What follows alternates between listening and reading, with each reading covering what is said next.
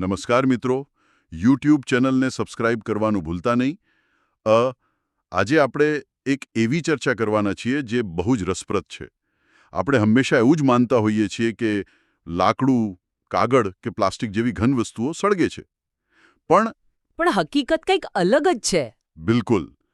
આપણા આજના આ ડીપ ડાઇવની સૌથી પહેલી અને આશ્ચર્યજનક હકીકત જ એ છે કે ઘન પદાર્થો ક્યારેય સીધા સળગતા જ નથી.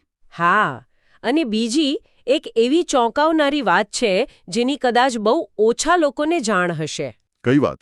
એ જ કે આગની મોટી દુર્ઘટનાઓમાં 80% જેટલા લોકો આગની જ્વાળાઓથી નહીં પરંતુ ધુમાડાથી જીવ ગુમાવે છે.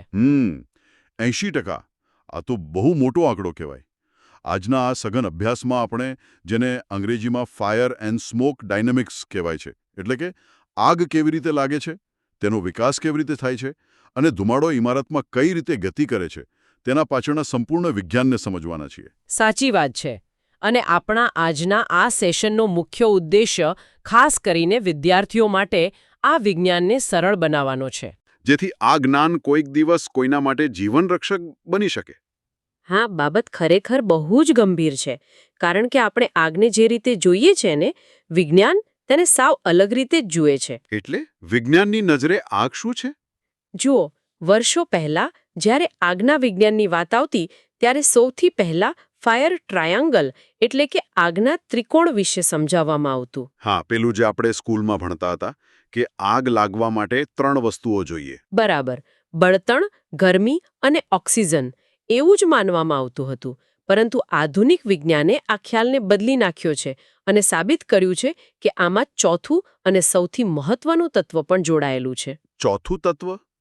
એ વળી કયું? હવે તેને ફાયર ટેટ્રાહેડ્રોન કહેવામાં આવે છે અને એમાં ચોથું તત્વ છે કેમિકલ ચેઇન રિએક્શન અથવા રાસાયણિક સાંકળ પ્રતિક્રિયા. અચ્છા, એટલે કે આગ એ માત્ર પ્રકાશ કે ગરમી આપતી કોઈ ભૌતિક વસ્તુ નથી? ના, બિલકુલ નહીં. તે એક એક્ઝોથર્મિક રાસાયણિક પ્રક્રિયા છે જેમાં ગરમી સતત બહાર ફેંકાય છે. આ એક્ઝોથર્મિક પ્રક્રિયાનો કન્સેપ્ટ બહુ રસપ્રદ છે. એટલે કે આગ જાતે જ પોતાની ગરમી પેદા કરીને પોતાને જીવંત રાખે છે. એકદમ સાચું. પણ આપણે શરૂઆતમાં જે વાત કરી કે ઘન પદાર્થો સીધા સળગતા નથી, તો પછી લાકડા કે પ્લાસ્ટિકમાં આગ કેવી રીતે લાગે છે? આ તો બહુ મોટો પ્રશ્ન છે. હા, અને આનો જવાબ બહુ મજેદાર છે. આપણા રિસર્ચમાં આની પાછળ એક ખૂબ જ મહત્વપૂર્ણ પ્રક્રિયાનો ઉલ્લેખ છે, જેને વૈજ્ઞાનિક ભાષામાં પાયરોલિસિસ કહેવામાં આવે છે. પાયરોલિસિસ? હા, આને એકદમ સરળ ભાષામાં સમજીએ ને, ખાસ કરીને આપણા વિદ્યાર્થી મિત્રો માટે, તો એવું કહી શકાય કે લાકડું પહેલા પોતાનું ગેસ વર્ઝન ડાઉનલોડ કરે છે અને પછી જ સળગે છે. વાહ, આ સરખામણી એકદમ સચોટ છે. ગેસ વર્ઝન ડાઉનલોડ કરે છે. બહુ મસ્ત. પાયરોલિસિસ ખરેખર એ જ પ્રક્રિયા છે. જ્યારે કોઈ ઘન પદાર્થ, ધારો કે લાકડાનો ટુકડો કે પ્લાસ્ટિક, ગરમ થાય છે ત્યારે તે સીધો આગ નથી પકડતો. તો શું થાય છે? અને તેમાંથી જ્વલનશીલ ગેસ બહાર નીકળવા માંડે છે. ઓહ, એટલે પહેલા ઘનમાંથી વાયુ બને છે. બિલકુલ. આ ઘનમાંથી વાયુ બનવાની જે પ્રક્રિયા છે તેને જ પાયરોલિસિસ કહેવાય. હકીકતમાં આગની જ્વાળાઓ જે આપણને દેખાય છે ને, તે લાકડાની નથી હોતી. તો એ જ્વાળા શેની હોય છે? તેમાંથી નીકળતા પેલા ગેસની હોય છે, જે હવામાં રહેલા ઓક્સિજન સાથે ભળીને સળગે છે. એટલે કે આપણે જે જ્વાળા જોઈએ છીએ તે ખરેખર તો ગેસ અને ઓક્સિજન વચ્ચેનો રાસાયણિક ડાન્સ છે. બરાબર. અને પેલું ચોથું તત્વ, કેમિકલ ચેઇન રિએક્શન, તે અહીં જ ચિત્રમાં આવે છે. અચ્છા, એ કેવી રીતે? એકવાર આ પાયરોલિસિસની પ્રક્રિયાથી આગ શરૂ થઈ જાય, પછી તે પોતાનામાંથી ફ્રી રેડિકલ્સ એટલે કે અત્યંત સક્રિય મુક્ત કણો ઉત્પન્ન કરવાનું શરૂ કરે છે. Free radicals? હા, આ કણો એટલા તો ઉર્જાવાન હોય છે કે તેઓ આસપાસના અન્ય અણુઓ સાથે અથડાઈને તેમને પણ તોડે છે અને સતત નવા બળતણને સળગાવતા રહે છે. આ એક ક્યારેય ન અટકતી સાંકળ બની જાય છે. સાંકળ બની જાય છે. એટલે જ્યાં સુધી આ રાસાયણિક સાંકળને તોડવામાં ન આવે ત્યાં સુધી આગ સળગતી જ રહે છે. એકદમ સાચું. આ સમજવું એટલા માટે જરૂરી છે કારણ કે આધુનિક ફાયર એક્સટિંગ્વિશર એટલે કે આગ ઓલવવાના જે લાલ કલરના સિલિન્ડર આવે છે ને, તે આ જ સિદ્ધાંત પર કામ કરે છે. કેવી રીતે? એમાંથી તો પાવડર નીકળતો હોય છે ને? હા, દાખલા તરીકે જ્યારે પેલો ખાસ પ્રકારનો ડ્રાય કેમિકલ પાવડર છાંટવામાં આવે છે હા. ત્યારે તે પાવડર માત્ર આગ પર બેસીને ગરમી જ ઓછી નથી કરતો. તો બીજું શું કરે છે? તે પેલા ફ્રી રેડિકલ સાથે જોડાઈ જાય છે અને હા. તેમની સાંકળને અણુના સ્તરે તોડી નાખે છે. સાંકળ તૂટતાની સાથે જ આગ સેકન્ડોમાં ઉલવાઈ જાય છે. આ જ્ઞાન ખરેખર પાયાનું છે.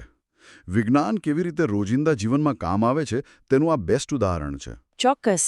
હવે આગ કેવી રીતે જન્મે છે અને રાસાયણિક રીતે કેવી રીતે ટકી રહે છે તે તો આપણે સમજી ગયા. પણ એક નાનકડી ચિનગારી આખા ઓરડાને કેવી રીતે રાખમાં ફેરવી શકે છે? આના માટે આપણે આગના વિકાસના તબક્કા સમજવા પડે. હા, આપણા રિસર્ચ મુજબ આગનો વિકાસ મુખ્યત્વે 4 તબક્કામાં થાય છે. તેનો પહેલો તબક્કો છે ઇન્સિપિયન્ટ સ્ટેજ, એટલે કે શરૂઆતનો તબક્કો. બરાબર. આ એવો સમય છે જ્યારે આગ બહુ જ નાની હોય છે, ગરમી નહિવત હોય છે અને માત્ર થોડો ધુમાડો જ દેખાતો હોય છે. અને જો આ તબક્કે સાવચેતી રખાય ને તો એક સામાન્ય પાણીના ગ્લાસ કે નાના અગ્નિશામકથી આગને બહુ સરળતાથી ઓલવી શકાય છે. પણ મોટે ભાગે એવું બનતું નથી. હા, દુર્ભાગ્ય. જો એ ઇન્સિપિયન્ટ સ્ટેજમાં આગ પર ધ્યાન ન જાય તો તે બીજા તબક્કામાં પ્રવેશે છે, જેને ગ્રોથ સ્ટેજ અથવા વિકાસનો તબક્કો કહેવાય છે. આમાં શું થાય છે? આ તબક્કે આગ પોતાની આસપાસના અન્ય પદાર્થોને ગરમ કરવાનું શરૂ કરી દે છે. ઓરડામાં તાપમાન ઝડપથી વધવા લાગે છે અને ધુમાડો છત પાસે જમા થવા માંડે છે. એટલે અહીં ઓક્સિજનનો પુરવઠો આગ માટે મુખ્ય બળતણ બની જાય છે, ખરું ને? બિલકુલ. આગ જેટલી મોટી થાય તેટલો વધુ ઓક્સિજન તે પોતાની તરફ ખેંચે છે. અને આ ગ્રોથ સ્ટેજ પછી જે ત્રીજો તબક્કો આવે છે તે સૌથી ભયાનક છે. હા, જેને ફૂલી ડિવેલપ્ડ અથવા પૂર્ણ વિકસિત તબક્કો કહેવાય છે. આ તબક્કે ઓરડામાં રહેલું બધું જ ફર્નિચર, કપડાં, પુસ્તકો બધું જ સળગતું હોય છે. ગરમી તેના સર્વોચ્ચ સ્તરે હોય છે. અને આ જ સમયે એક અત્યંત ખતરનાક ઘટના બને છે, જેને ફ્લેશઓવર કહેવામાં આવે છે. ફ્લેશઓવર? આ સાંભળવામાં થોડું ડરાવણું લાગે છે. હા, અને આ ફ્લેશઓવરની ઘટના એટલી જલ્દ હોય છે કે ઓરડાની અંદર રહેલી દરેક વસ્તુ એકસાથે ફક્ત એક જ સેકન્ડમાં ભડકે બળી ઉઠે છે. બાપરે, એક જ સેકન્ડમાં બધું સળગી જાય. આવું કેવી રીતે બની શકે? ફ્લેશઓવર પાછળનું વિજ્ઞાન બહુ જ રોમાંચક છે. જુઓ, જ્યારે આગ ગ્રોથ સ્ટેજમાં હોય છે ત્યારે તેમાંથી પ્રચંડ ગરમી ઉત્પન્ન થાય છે, જે છત પર જમા થયેલા ધુમાડાના સ્તરને અત્યંત ગરમ કરે છે. પેલો ગરમ ધુમાડો જે ઉપર જમા થયો છે. હા, હવે આ ગરમ ધુમાડો એક રેડિયેટરની જેમ કામ કરે છે અને નીચે રહેલી તમામ વસ્તુઓ જેમ કે સોફા, કાર્પેટ, ટેબલ એ બધા પર ગરમી ફેંકે છે. અચ્છા, એટલે સીધી આગ નથી અડતી, પણ પેલી ગરમી નીચે આવે છે. બરાબર. આનાથી રૂમની બધી જ વસ્તુઓ એકસાથે પાયરોલિસિસની પ્રક્રિયામાંથી પસાર થવા લાગે છે અને વાયુઓ છોડે છે. ઓહ, એટલે પેલું ગેસ વર્ઝન? આખા રૂમમાં બધી વસ્તુઓમાંથી ગેસ નીકળવા માંડે છે? હા, અને જ્યારે આખો રૂમ તેના ઇગ્નિશન ટેમ્પરેચર એટલે કે સળગવાના તાપમાને પહોંચે ત્યારે અચાનક બધું જ એકસાથે સળગી ઉઠે છે. આને જ ફ્લેશઓવર કહેવાય. આ કોઈ સાયન્સ ફિક્શન ફિલ્મનું દ્રશ્ય હોય એવું લાગે છે, પણ આ વાસ્તવિકતા છે. કોઈપણ વ્યક્તિ માટે આ તબક્કે તે રૂમમાં જીવિત રહેવું અશક્ય છે. બિલકુલ અશક્ય છે. ફુલ્લી ડેવલપ તબક્કા પછી છેલ્લો એટલે કે ચોથો તબક્કો આવે છે, જેને ડીકે સ્ટેજ કહેવાય છે. હા, જ્યારે આગ પાસે બળવા માટે બળતણ ખતમ થઈ જાય અથવા રૂમમાં ઓક્સિજન પૂરો થઈ જાય ત્યારે આગ ધીમી પડે છે અને આખરે ઓલવાઈ જવાની પ્રક્રિયા શરૂ થાય છે. પણ અહીં એક મોટો પ્રશ્ન એ થાય કે આગ એક જગ્યાએથી બીજી જગ્યાએ ફેલાય છે કેવી રીતે?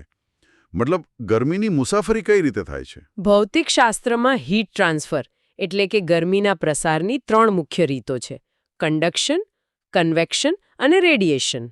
હા, આ ત્રણેય શબ્દો આપણે વિજ્ઞાનના પુસ્તકોમાં વાંચ્યા છે. આ ત્રણેય રીતો આગના ફેલાવામાં બહુ મોટો ભાગ ભજવે છે. બિલકુલ. સૌથી પહેલી રીત છે કન્ડક્શન, જે ઘન પદાર્થો દ્વારા થાય છે. આને સમજવું બહુ સરળ છે. ઉદાહરણ તરીકે, જો કોઈ લાંબા લોખંડના સળિયાનો એક છેડો આગમાં હોય તો ધીમે ધીમે તેની અંદરના અણુઓ ગરમીનું વહન કરીને બીજા છેડાને પણ ગરમ કરી દે છે. હા, આગની સ્થિતિમાં આ રીતે ધાતુની પાઇપ કે બીમ મારફતે ગરમી એક રૂમમાંથી દિવાલની પેલે પાર બીજા રૂમમાં જઈ શકે છે અને ત્યાં રહેલી વસ્તુઓને સળગાવી શકે છે. બરાબર છે. અને બીજી રીત છે કન્વેક્શન. કન્વેક્શન એટલે હવા દ્વારા. હા, હવા અથવા પ્રવાહી દ્વારા.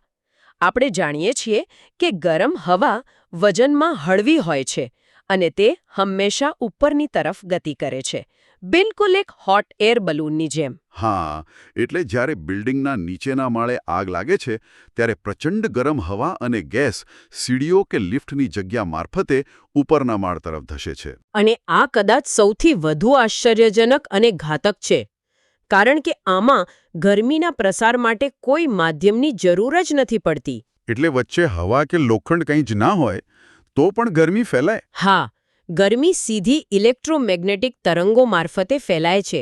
જે રીતે આપણે સૂર્યથી કરોડો કિલોમીટર દૂર હોવા છતાં તેનો તડકો અનુભવી શકીએ છીએ ને, બસ એ જ રીતે આગમાંથી પણ રેડિયેશન નીકળે છે. એટલે ધારો કે એક મકાનમાં ભીષણ આગ લાગી છે તો તેની બાજુના મકાનની લાકડાની દિવાલ કે પડદા આગને સીધી અડ્યા વિના પણ માત્ર ગરમીના આ અદૃશ્ય તરંગોથી સળગી શકે છે. બિલકુલ, સળગી શકે છે. આ તો બહુ જ અગત્યની માહિતી છે, કારણ કે લોકો ઘણીવાર એવું માની લેતા હોય છે કે આગની જ્વાળા તેમના સુધી પહોંચી નથી રહી એટલે તેઓ સુરક્ષિત છે. પણ એવું હોતું નથી. હવે અહીં ચર્ચાનો સૌથી મહત્વનો અને ગંભીર વળાંક આવે છે. આપણે આગની અને ગરમીની ઘણી વાતો કરી, પણ આપણા અભ્યાસમાં સ્પષ્ટપણે નોંધવામાં આવ્યું છે કે સૌથી મોટો અને શાંત હથિયારો તો ધુમાડો છે. હા.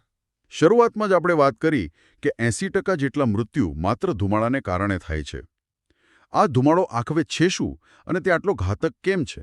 આપણે સામાન્ય રીતે ધુમાડાને માત્ર એક રાખોડી કે કાળા રંગનો વાદળ જેવો ગેસ સમજીએ છીએ, પણ વાસ્તવમાં તે એક અત્યંત જટિલ અને ઝેરી કોકટેલ છે. ઝેરી કોકટેલ? હા, ધુમાડામાં મુખ્યત્વે 3 વસ્તુઓ હોય છે: અર્ધબળેલા ઘનકણો, પ્રચંડ ગરમી અને અત્યંત ઝેરી વાયુઓનું મિશ્રણ. અને આજના સમયમાં આપણા ઘરોમાં લાકડા કરતાં પ્લાસ્ટિક, સિન્થેટિક કાપડ અને ફોમનું પ્રમાણ ઘણું વધી ગયું છે. હા, અને જ્યારે આ બધી આધુનિક સામગ્રીઓ સળગે છે ને, ત્યારે તેમાંથી કાર્બન મોનોક્સાઇડ, હાઇડ્રોજન સાયનાઇડ અને ફોસ્ફીન જેવા અત્યંત જીવલેણ વાયુઓ ઉત્પન્ન થાય છે. આ વાયુઓ વિશે જાણવું બહુ જ જરૂરી છે. ઉદાહરણ તરીકે ફોસ્ફીન વાયુ. આ વાયુ એટલો ખતરનાક છે કે પ્રથમ વિશ્વયુદ્ધમાં તેનો રાસાયણિક હથિયાર તરીકે ઉપયોગ થયો હતો. હા, અને વિચારો કે આજે આપણા ઘરમાં રહેલું કોઈ સામાન્ય પ્લાસ્ટિક સળગવાથી આ જ જીવલેણ વાયુ પેદા થઈ શકે છે. આ તો રૂંવાળા ઊભા કરી દે તેવી વાત છે. એ જ રીતે કાર્બન મોનોક્સાઇડ, જેને સાયલેન્ટ કિલર કહેવાય છે. જ્યારે શ્વાસમાં આ વાયુ જાય છે ત્યારે તે માનવ શરીર પર બહુ જ ભયાનક અસર કરે છે. બહુ જ ખરાબ અસર કરે છે. આપણા લોહીમાં રહેલા હિમોગ્લોબિન સાથે ઓક્સિજન કરતાં 200 ગણી વધુ ઝડપથી ભળી જાય છે. એકદમ સાચી વાત. આનો અર્થ એ થયો કે ભલે આસપાસ થોડો ઓક્સિજન હાજર હોય તો પણ આપણા ફેફસા કાર્બન મોનોક્સાઇડને જ સ્વીકારશે. કારણ કે તે 200 ગણી વધારે ઝડપથી ભળે છે. હા, પરિણામે મગજને ઓક્સિજન મળતો તુરંત બંધ થઈ જાય છે અને વ્યક્તિ થોડી જ ક્ષણોમાં કોઈ પણ પીડા અનુભવ્યા વિના બેભાન થઈ જાય છે. અને બીજો પેલો હાઇડ્રોજન સાયનાઇડ વાયુ? એ વાયુ તો આપણા શરીરના કોષોની ઓક્સિજન વાપરવાની ક્ષમતા જ ખતમ કરી નાખે છે. આ બધા ઝેરી વાયુઓ ભેગા મળીને ધુમાડાને એક મૃત્યુજાળ બનાવી દે છે. બાપરે! ઝેરી હોવા ઉપરાંત ધુમાડાની ભૌતિક ગતિશીલતા એટલે કે સ્મોક ડાયનેમિક્સ પણ સમજવા જેવી છે. અહીં બિયોન્સી અને થર્મલ લેયરિંગનો સિદ્ધાંત કામ કરે છે. હા. ધુમાડો આગની ગરમીને કારણે અત્યંત ગરમ હોય છે અને આપણે આગળ સમજ્યા તેમ ગરમ વસ્તુ હંમેશા ઉપર જાય છે. તેથી બંધ રૂમમાં ધુમાડો સીધો છત તરફ ગતિ કરે છે અને ત્યાં જમા થઈને એક સ્તર બનાવે છે, જેને સ્મોક લેયરિંગ કહેવાય છે. બરાબર. અને જેમ જેમ ધુમાડો વધે છે તેમ તેમ આ સ્તર નીચે આવતું જાય છે. અને આ થર્મલ લેયરિંગને કારણે રૂમની અંદર તાપમાનનો એક બહુ જ મોટો તફાવત જોવા મળે છે. છત પાસે જમા થયેલા ધુમાડાનું તાપમાન 600 ડિગ્રી સેલ્સિયસથી પણ વધુ હોઈ શકે છે. 600 ડિગ્રી? આટલું બધું ગરમ? હા, જ્યારે નીચે જમીનની સપાટી પાસે તાપમાન નોંધપાત્ર રીતે ઓછું હોય છે. આમાંથી એક બહુ જ પ્રેક્ટિકલ અને જીવનરક્ષક પાઠ શીખવા મળે છે, વિદ્યાર્થીઓ માટે ખાસ. ચોક્કસ. જ્યારે પણ આગની સ્થિતિમાં ફસાઈ જવાય ત્યારે બહાર નીકળવા માટે ક્યારેય સીધા ઊભા રહીને દોડવાનો પ્રયાસ ન કરવો જોઈએ. ના, બિલકુલ નહીં. હંમેશા નીચે નમીને કે જમીન પર સરખીને એટલે કે ક્રોલ કરીને જ બહાર નીકળવું જોઈએ, કારણ કે સૌથી ઠંડી અને શ્વાસ લેવા લાયક હવા જમીનથી થોડા ઇંચ ઉપર જ બચી હોય છે. સાચી વાત છે. ઊભા થવું એટલે સીધા પેલા 600 ડિગ્રીના ઝેરી વાયુમાં શ્વાસ લેવો. આ નિયમ ખરેખર જીવ બચાવી શકે છે. અને ધુમાડા સાથે જોડાયેલું બીજું એક મોટું જોખમ છે વિઝિબિલિટી, એટલે કે દ્રશ્યતા સંપૂર્ણપણે ખતમ થઈ જવી. હા, ધુમાડો પ્રકાશને શોષી લે છે. તે એટલો કાળો અને ઘટ્ટ હોય છે કે વ્યક્તિ પોતાની આંખ સામે પોતાનો હાથ પણ નથી જોઈ શકતો. આવી સ્થિતિમાં એકદમ જાણીતી જગ્યા કે પોતાના જ ઘરની અંદર વ્યક્તિ દિશાશૂન્ય બની જાય છે અને બહાર નીકળવાનો દરવાજો શોધી શકતી નથી. હા, આ બહુ જ ભયાનક સ્થિતિ હોય છે. હવે જો આપણે ઇમારતોની અંદર ધુમાડો કેવી રીતે મુસાફરી કરે છે તેના પર ધ્યાન આપીએ તો આધુનિક બહુમાળી ઇમારતોમાં ધુમાડાની ગતિ સમજવી બહુ જ અગત્યની બની જાય છે. બિલકુલ. અહીં એક બહુ જ મહત્વના કન્સેપ્ટની વાત આવે છે, સ્ટેક ઇફેક્ટ. સ્ટેક ઇફેક્ટ એટલે શું? ઊંચી ઇમારતોમાં આ સ્ટેક ઇફેક્ટ બિલ્ડિંગને એક વિશાળ ચીમનીમાં ફેરવી દે છે. આ ખરેખર તાપમાન અને દબાણના તફાવતની રમત છે. અને થોડું વ્યવહારિક રીતે સમજીએ, ખાસ કરીને શિયાળામાં જ્યારે બિલ્ડિંગની બહારની હવા ખૂબ જ ઠંડી અને ભારે હોય છે અને અંદરની હવા હીટર વગેરેને કારણે ગરમ અને હળવી હોય છે. હા, આનાથી દબાણનો એક મોટો તફાવત ઊભો થાય છે. જો આવા સમયે નીચેના કોઈ માળે આગ લાગે તો તેનો ગરમ ધુમાડો લિફ્ટની શાફ્ટ કે સીડીઓની ખાલી જગ્યામાં પ્રવેશીને રોકેટની ઝડપે ઉપરના માળ તરફ ધસી જાય છે. અને નીચેથી તાજી હવા આગ તરફ ખેંચાય છે. આનાથી આગ વધુ ભડકે છે અને ઉપરના માળના લોકો માટે ખતરો ઊભો થાય છે. ઉનાળામાં આનાથી ઉલટી પ્રક્રિયા પણ જોવા મળી શકે છે, જ્યાં ધુમાડો નીચે તરફ પણ જઈ શકે. હા, બિલકુલ. એટલે જ વારંવાર સૂચના આપવામાં આવે છે કે આગ વખતે સીડીઓ અને લિફ્ટનો ઉપયોગ ખૂબ જ સમજી વિચારીને કરવો જોઈએ. સાચી વાત. આ ઉપરાંત દરવાજા પાસે જોવા મળતા ન્યુટ્રલ પ્લેન વિશે પણ જાણવું બહુ જરૂરી છે. Neutral plane? હા. આ નવો શબ્દ છે. હા.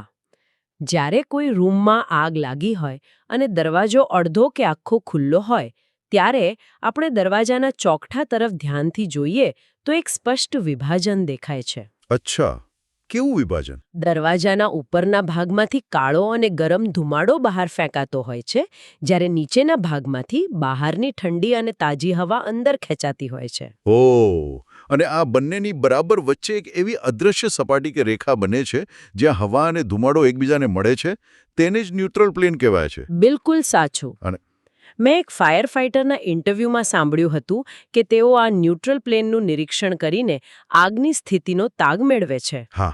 જો આ પ્લેન ધીમે ધીમે નીચે ઉતરી રહ્યું હોય તો તેનો સ્પષ્ટ અર્થ એ છે કે રૂમની અંદર આગ વધી રહી છે, ધુમાડાનું દબાણ વધી ગયું છે અને સ્થિતિ અત્યંત ગંભીર બની રહી છે. આ નિરીક્ષણ બચાવ કામગીરી માટે ચાવીરૂપ છે. ચોક્કસ. હવે આપણે આગના જે 4 તબક્કાની વાત કરી હતી ને, તેમાં એક સૌથી ઘાતક સ્થિતિનું નિર્માણ થઈ શકે છે. કઈ સ્થિતિ? ધારો કે કોઈ બંધ રૂમમાં આગ લાગી છે. સમય જતાં ઓરડામાં ઓક્સિજન વપરાઈ જાય છે. બળતણ તો છે, ગરમી પણ છે, પણ ઓક્સિજન ન હોવાથી આગ ચોથા તબક્કામાં એટલે કે ડીકે સ્ટેજમાં જતી રહે છે. હા, એટલે કે આગ ધીમી પડી જાય છે અને માત્ર ધૂંધવાતી રહે છે. બરાબર. પણ રૂમની અંદર પાયરોલિસિસથી બનેલા જ્વલનશીલ વાયુઓ મોટી માત્રામાં હાજર હોય છે, પણ સળગી શકતા નથી. તેઓ માત્ર એક જ વસ્તુની રાહ જોતા હોય છે. ઓક્સિજનની? હા, ઓક્સિજન. આ તો બહુ જ ગંભીર બાબત છે. એટલે કે આપણે એવું વિચારીને જઈએ કે આગ હવે શાંત થઈ ગઈ છે, પણ જો આવી સ્થિતિમાં કોઈ અચાનક બહારથી એ રૂમનો દરવાજો કે બારી ખોલી નાખે તો શું થાય? આ ફાયર ફાઇટિંગની સૌથી ખતરનાક ક્ષણ બની શકે છે. જેવો દરવાજો ખુલે છે, બહારથી ઓક્સિજનનો મોટો જથ્થો અંદર ધસી જાય છે. અને પછી? આ નવો ઓક્સિજન પેલા 600-700 ડિગ્રી ગરમ વાયુઓ સાથે ભળતાની સાથે જ એક પ્રચંડ વિસ્ફોટ થાય છે. બાપરે! હા, આગના વિશાળ ગોળા દરવાજામાંથી બહાર ફેંકાય છે. આ ઘટનાને બેકડ્રાફ્ટ કહેવામાં આવે છે. બેકડ્રાફ્ટ? હા. ફ્લેશઓવર ગરમીથી થાય છે, જ્યારે બેકડ્રાફ્ટ અચાનક મળેલા ઓક્સિજનથી થાય છે. એટલે કે આગને ઓલવવા જઈએ અને આપણી જ એક ભૂલથી વિસ્ફોટ થઈ જાય. આ તો મોતને આમંત્રણ આપવા જેવું છે. આનાથી બચવાનો કોઈ વૈજ્ઞાનિક ઉપાય છે ખરો? હા, આ માટેનો એક બહુ જ સરળ પણ અસરકારક નિયમ છે. કોઈ પણ બંધ રૂમનો દરવાજો ખોલતા પહેલા દરવાજાને હંમેશા હાથના પાછળના ભાગથી એટલે કે બેક ઓફ ધ હેન્ડથી અડીને તેનું તાપમાન ચેક કરવું જોઈએ. જો દરવાજો કે તેનું હેન્ડલ ખૂબ જ ગરમ લાગે તો સમજી લેવું કે અંદર ભીષણ ગરમી છે અને ઓક્સિજન મળતા જ બેકડ્રાફ્ટ થવાની પૂરી શક્યતા છે. બિલકુલ, આવો દરવાજો ક્યારે અચાનક ન ખોલવો જોઈએ. અને પેલું હાથના પાછળના ભાગથી અડવાનું કારણ એ છે કે જો દરવાજો ગરમ હોય અને દાજી જવાય તો પણ આપણે હાથની પકડવાની ક્ષમતા ગુમાવતા નથી. સાચી વાત છે. આ નાની નાની બાબતો કેટલો મોટો ફરક પાડી શકે છે. હવે આપણે વેન્ટિલેશન પર આવીએ. ધુમાડાને અને ગરમીને યોગ્ય રીતે બહાર કાઢવા એ આગને કાબૂમાં લેવાનો સૌથી મોટો ભાગ છે. બિલકુલ. વેન્ટિલેશન મુખ્યત્વે બે પ્રકારના હોય છે, નેચરલ અને મિકેનિકલ. નેચરલ વેન્ટિલેશન એટલે પવનની દિશા અને બિલ્ડિંગની રચના જોઈને બારી કે દરવાજા એવી રીતે ખોલવા જેથી ધુમાડો કુદરતી રીતે બહાર નીકળી જાય. હા, પરંતુ આધુનિક ફાયર ફાઇટિંગમાં મિકેનિકલ વેન્ટિલેશન બહુ અગત્યનું છે. ખાસ કરીને જેને પીપીવી એટલે કે પોઝિટિવ પ્રેશર વેન્ટિલેશન કહે છે. આમાં શું હોય છે? આમાં મોટા ઔદ્યોગિક પંખાઓને બિલ્ડિંગના પ્રવેશદ્વાર પર મૂકવામાં આવે છે. આ પંખાઓ ઇમારતની અંદર ખૂબ ઝડપથી તાજી હવા ધકેલીને અંદરનું દબાણ વધારે છે. એટલે અંદર પ્રેશર વધે છે. હા, અને આ દબાણને કારણે ધુમાડાને બળજબરીથી કોઈ ચોક્કસ ખુલ્લી બારી કે વેન્ટમાંથી બહાર ધકેલી દેવામાં આવે છે. આ પ્રક્રિયા બહુ જ ગણતરીપૂર્વકની હોય છે કારણ કે જો ખોટી બારી ખુલ્લી જાય તો આગ ભડકી શકે છે. બરાબર છે. આના પરથી એક બીજો ખ્યાલ આવે છે, ફ્લો પાથ. ફ્લો પાથ એટલે હવા અંદર આવવાનો અને ધુમાડો બહાર જવાનો મુખ્ય રસ્તો. હા, આ તે હાઈવે છે જ્યાંથી તાજી હવા આગ તરફ ખેંચાય છે અને અત્યંત ગરમ વાયુઓ બહાર નીકળે છે. અને આ બાબતે સૌએ એક ખાસ ચેતવણી હંમેશા ધ્યાનમાં રાખવી જોઈએ કે કોઈ પણ વ્યક્તિએ આ ફ્લો પાથની વચ્ચે ક્યારે ઊભા ન રહેવું જોઈએ. શા માટે? જો પવનની દિશા અચાનક બદલાય અથવા બેકડ્રાફ્ટ જેવી કોઈ ઘટના બને તો આખો રસ્તો ગણતરીની સેકન્ડોમાં જ આગના લપકારા અને ઝેરી ધુમાડાથી ભરાઈ જાય છે. એટલે કે આ રસ્તા પર ઊભા રહેવું એટલે સીધા આગની ભઠ્ઠીમાં ઊભા રહેવા સમાન છે. બિલકુલ. અને આની સાથે જોડાયેલો એક અત્યંત મહત્વપૂર્ણ અને સામાન્ય લોકો માટે જીવનરક્ષક સિદ્ધાંત છે ડોર કંટ્રોલ. હા, આ બહુ જ અગત્યની વાત છે. ઘણીવાર એવું બને છે કે કોઈ રૂમમાં આગ લાગે એટલે લોકો ગભરાટમાં રૂમમાંથી બહાર નીકળીને ભાગી જાય છે અને દરવાજો ખુલ્લો જ છોડી દે છે. હા, જે બહુ મોટી ભૂલ છે. સુરક્ષા નિષ્ણાતો સ્પષ્ટપણે સૂચવે છે કે રૂમમાંથી બહાર નીકળતી વખતે દરવાજો હંમેશા પાછળથી બંધ કરી દેવો જોઈએ. આ ડોર કંટ્રોલ પાછળનું વિજ્ઞાન બહુ જ તાર્કિક છે. દરવાજો બંધ કરી દેવાથી આપણે આગને નવો ઓક્સિજન મળતો બંધ કરી દઈએ છીએ. હા, અને નવો ઓક્સિજન ન મળવાથી આગનો વિકાસ ધીમો પડી જાય છે. અને સૌથી અગત્યનું, બંધ દરવાજો એક ભૌતિક અવરોધ બની જાય છે જે આગ અને ઝેરી ધુમાડાને ઘરના બીજા રૂમમાં કે બિલ્ડિંગના કોરિડોરમાં ફેલાતા અટકાવે છે. આ એક નાનકડી આદત બીજા લોકોના જીવ બચાવવા માટે બહુ મોટો સમય પૂરો પાડે છે. સાચી વાત. તો આ સમગ્ર ચર્ચાનું જો આપણે વિશ્લેષણ કરીએ તો એક વાત સ્પષ્ટ થાય છે કે આગ માત્ર કોઈ જાદુઈ કે અક્કડ ભૌતિક ઘટના નથી. ના, તે એક રાસાયણિક અને અત્યંત ગતિશીલ પ્રક્રિયા છે. ચાલો આજના આ સઘન અભ્યાસનો ટૂંકસાર કાઢીએ. આપણે સમજ્યા કે આગને રોકવી હોય તો માત્ર પાણી છાંટવું પૂરતું નથી, તેનું કેમિકલ ચેઇન રિએક્શન તોડવું જરૂરી છે. હા, આપણે ફ્લેશઓવર અને બેકડ્રાફ્ટના પાછળના વિજ્ઞાનને સમજ્યા અને જાણ્યું કે બંધ રૂમનો ગરમ દરવાજો અચાનક ખોલવો કેટલો ખતરનાક સાબિત થઈ શકે છે. અને ધુમાડો એ કોઈ સામાન્ય વાદળ નથી, પણ CO અને ફોસ્જીન જેવા ઝેરી વાયુઓનો કાતિલ જથ્થો છે. અને સૌથી અગત્યનો પાઠ, ખાસ કરીને વિદ્યાર્થીઓ માટે, આગની સ્થિતિમાં સ્વચ્છ હવા હંમેશા જમીન પાસે હોય છે. તેથી હંમેશા નીચે નમીને કે સરકીને જ ચાલવું જોઈએ. અને ભાગતી વખતે દરવાજા બંધ રાખવાની ટેવ પાડવી જોઈએ. બિલકુલ. આ માહિતી માત્ર વૈજ્ઞાનિક જ્ઞાન નથી, પણ સાચા અર્થમાં જીવનરક્ષક સાબિત થઈ શકે તેવી છે. ચોક્કસ. અને આ બધી બાબતો પરથી એક બહુ જ રસપ્રદ અને વિચારવા જેવો પ્રશ્ન ઊભો થાય છે. કેવો પ્રશ્ન?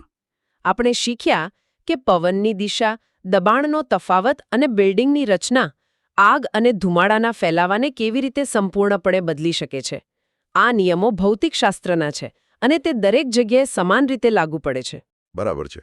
અને આના પરથી જ આપણો અંતિમ વિચાર એટલે કે પ્રોવોકેટિવ થોટ આવે છે. આપણે સમજીએ કે ઊંચી ઇમારતોમાં શિયાળા દરમિયાન સ્ટેક ઇફેક્ટને કારણે ધુમાડો લિફ્ટ કે સીડી મારફતે ઉપર ધસે છે. હા. હવે જરાક વિચારો કે અત્યારની આધુનિક સંપૂર્ણ કાચની બનેલી બહુમાળી ઇમારતોમાં જો આગ લાગે અને કોઈ કારણસર એક મોટી બારી અચાનક ખુલી જાય અથવા ગરમીને કારણે કાચ તૂટી જાય તો શું થશે? આ ખરેખર બહુ મોટો પ્રશ્ન છે. બહારનો જોરદાર પવન અને અંદરની સ્ટેક ઇફેક્ટ ભેગા મળીને એ ઇમારતમાં ધુમાડાનો એક સાવ નવો જ ફ્લો પાથ બનાવી શકે છે. શું આધુનિક ઇમારતોની આંતરિક ડિઝાઇન અને વેન્ટિલેશન સિસ્ટમ આ રીતે અચાનક ઊભા થતા અણધાર્યા જોખમોને રોકવા માટે ખરેખર સક્ષમ છે ખરી? આ એક એવો પ્રશ્ન છે જેના પર આર્કિટેક્ટ્સ અને સામાન્ય લોકોએ પણ વિચારવાની જરૂર છે. સાચી વાત છે. આ સઘન અને માહિતીસભર ચર્ચામાં જોડાઈને આ જટિલ પણ જીવનરક્ષક વિજ્ઞાનને સમજવા બદલ ખૂબ ખૂબ આભાર. નવું શીખતા રહીએ અને સુરક્ષિત રહીએ. હા, અને આ માહિતી વધુને વધુ લોકો સુધી પહોંચે તે પણ બહુ જ જરૂરી છે. ચોક્કસ. ફરી મળીશું એક નવા વિષય અને નવી માહિતી સાથે. જ્ઞાન મેળવવાની આ સફર ચાલુ રાખવી જોઈએ અને આસપાસના લોકોને પણ આ બાબતે જાગૃત કરવા જોઈએ. રજા લઈએ. આભાર.